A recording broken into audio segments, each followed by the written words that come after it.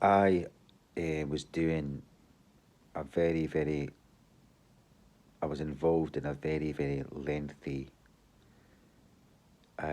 deliverance situation. Um, it's hard to work out what it was, to be honest. It was hard to work out whether it was to do with. It was to do with. It became more about someone getting saved and they wanted to be healed, and it was a whole thing. But when you're in those situations that are going on a lot longer than you expect, you're you're going from you're going down different avenues, and it was this woman, like, she, when she found out about my testimony, at some point she saw my testimony, and she was quite fascinated by this experience I'd had, this hell, outer darkness kind of experience that I had. And I was just kind of like, sort of, you know, um, riffing. I was talking on it. I was sort of thinking out loud about it as I was talking about it, and I was kind of saying about how, as I would emphasize to anyone, it wasn't so much the actual, um, you know, the actual, what you might call the felt reality of being in a place and all that. That was part of it. That was one part of it. But the thing that was the most profound part of it was the truths that it seemed that it well, were the truths that were revealed to me. The understanding. And I was sort of saying to this woman, as I was sort of thinking out loud and talking to her about it, I was saying about how, know, this kind of understanding that your whole life, in terms of the challenges you've faced and the difficulties you've faced and the things you might have been through. Some people have had, a fairly, there's obviously, it can be on a sliding scale. Some people have had a really pretty comfortable, especially in maybe they're growing up. Some people have had a difficult time. Well, this woman had had a horrendous sort of start in life, and it kind of continued to go on that way. And but she'd also had a lot of incredible experiences, spiritually, and come under some incredible ministries, famous ones, and the whole package. The whole, like, coming out of like really difficult um, upbringing and tragedies and all sorts of stuff. And I was kind of talking about my experience of hell, and that, what was being impressed upon me and what you realize. And I was kind of saying it as if assuming she'd understand, because she was a Christian. um, that kind of coming to that place where you realize that outside of all the bad things you've done and all the good things you've done, outside of, that you've been a sinner, I was saying, just the actual understanding that that part of you that has accrued a kind of, the school of hard knocks, the life, the battles the overcoming and all that in life, all those things, the difficult things you might have faced. Maybe you've been really sick as a child, and you've hardly survived, and you've managed to get through it and all that. It was like, or I was saying how all those things, they mean nothing to God. They really they really don't mean anything to him. They're just insubstantial when it comes to, how you stand before him in terms of being in or being out, you know. And she suddenly went, because she had quite a strong opinion about stuff. She went, "What do you mean, Gordon?" Like that. "What do you mean, Gordon?" I went, "Well, like all the trials and tribulations you've been through, all the stuff you've struggled to get, that you've come through, the fights you've had, the battles you've had, um,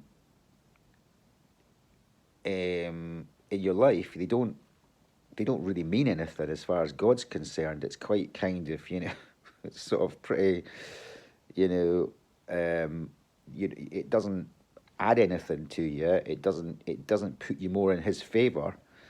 It doesn't earn you something more. It doesn't make you more like." And she's going, "What do you mean, God?" It was like she was hearing something that was completely, totally she'd never heard before. I said, "I'm saying there's people that live terrible, excruciating lives and all that stuff. They're still going to go to hell. It doesn't matter what they've overcome and what they've done or what they've been through or how much they've suffered. It doesn't make any difference." I was trying to explain it, you know? And I said, when I was in that hell place, I was realizing, that because I've done a lot of, I've done a lot of wicked things in my life, which is obviously, admitting you're a sinner is the deal, isn't it? To get saved, you get to admit but there is a part of us as humans, that I've still had there's in my own way, I've had a very challenging, especially like up to the age of about, say, about 19 or something like that.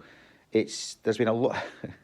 It's maybe, like I say, it's a sliding scale. It's maybe nothing like as hard as some people, but it's tough. It's been tough, yeah.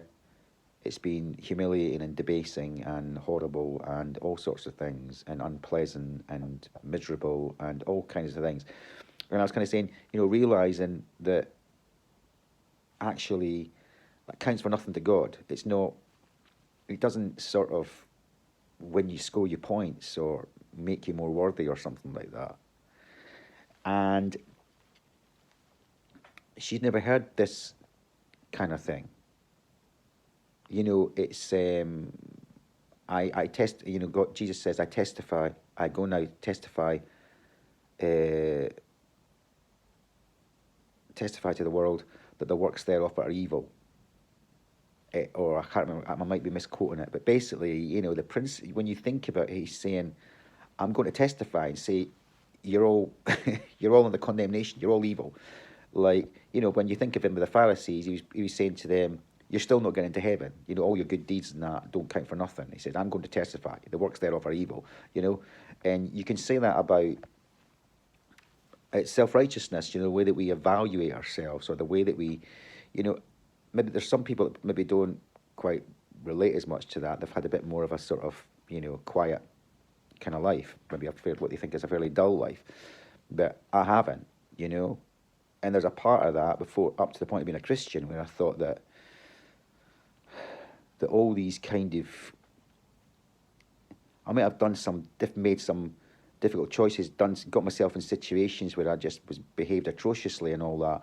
But I felt like, yeah, I was at the school of hard knocks, and I was just fighting my way through this kind of life, and like you feel that it makes you something. It's like your character's being built and all that kind of, and you think it's substantial, and then you go to hell and realize it didn't mean anything. It doesn't got no relevant. God is deaf to all that.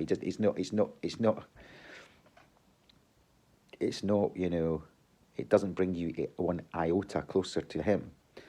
It means nothing, and it's quite, So this woman had like probably, in some way she'd survived by being being a fighter, being an overcomer in her own way. But it wasn't in it wasn't kind of it didn't have anything to do with her being right with God and knowing who God was. She'd missed something. She'd been very spiritual and she had spiritual experiences and she'd walked her life as a Christian, but she'd been self-righteous. And she suddenly looked and she had this revelation. I mean, it was probably, I'd say that this was really what really happened was for some, it, and this is something I don't fully understand. I come across it all the time. It's the kind of thing that God puts me in situations where it's like Christians that are Christians but they're not Christians. I get this a lot. You go so far and then there's a big weird question mark over parts of their behavior or their attitude. They have experienced um, what you might call salvation in terms of the cross. They've made a change in their life. You have worship with them, kind of very anointed worship, just even with two and things like that. And yet there can be other parts where I think, like certain people, you were a mean-spirited, nasty person. And I'm thinking, Lord, what's going on here? How did this fit? How come this is going on? There can be things like that. Well, this woman had been saved, but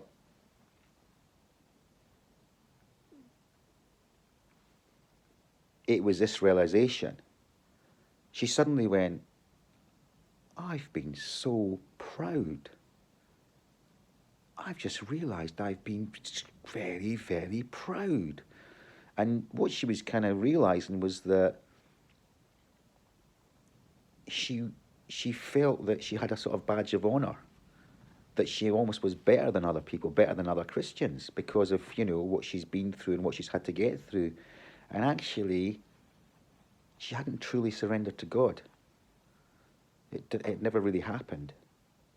And I think that, that was the point actually after that. I can't exactly remember, but I sort of went through the gospel and the salvation, and she changed after that. Her countenance changed. She looked different. She spoke different. She thought different. There was a natural humility there, and there was a difference in the conversations, and there was a difference in the outlook and the attitude. But so, and that self-righteousness, or that type of self-righteousness, is, I've come across it a lot. I've come across it. It's a sort of, it's like you've heard it, you've got saved, accepted you're a sinner, but then afterwards you want to pull it back and kind of go, yeah, but I'm still better than other people, or I'm still kind of pretty good, and all that stuff, and it just doesn't. You've got to come to God as nothing. You've got to come to God. You can't bring, or or how clever you are, or your intellect, or how smart you are. So it's just a waste of time. You've got to put it all on the altar. You've got to put all of it, every bit of it. You've got to realize that your life is just a product of the fall of man. It's just a big fat mess, basically. And, however, until you are just a nothing that is that you're offering to God to be used. You're not coming to him assuming you've got something to offer him, because believe me, it doesn't work that way. It just doesn't work that way. There's a whole kind of, church. I mean, churches are run by clever, capable men, and the Holy Spirit is just not in those places a lot of the time. And he doesn't need clever, capable men. He needs obedient vessels broken, empty, obedient vessels. That's where his power is made manifest. That's it. And you can't barter with him. You can't start saying, you can't do anything. You can't say, Christians, as well, this thing about like, well, I've really studied this, or I've spent a long time with this, so I should. You can't. That whole position is bankrupt. Um, every day is a new day, coming before the Lord as nobody, having achieved nothing. You can't know what you've. You don't know what's going to be. What's going to what's going to remain after the judgment, after the fire. You don't know. You don't know what you're bringing to the table. You've just got to keep being childlike, nothing, nobody, and everything that you've been through. You just got to accept it's just part of the course of, you know, sinful humanity, sinful life, existence. I'm not saying that you've got to be a cringing sinner all the time in your mental attitude. That's not what I mean. But you can't ever think there's something. I mean, I've had experiences. I've had incredible experiences where with the Lord, things that I realise other people don't have, and I've had encounters, and and He said things to me that are pretty kind of they they they make you feel pretty special sometimes, but I don't. I don't feel special because I can't feel special because the minute I do, it's back to the drawing board. And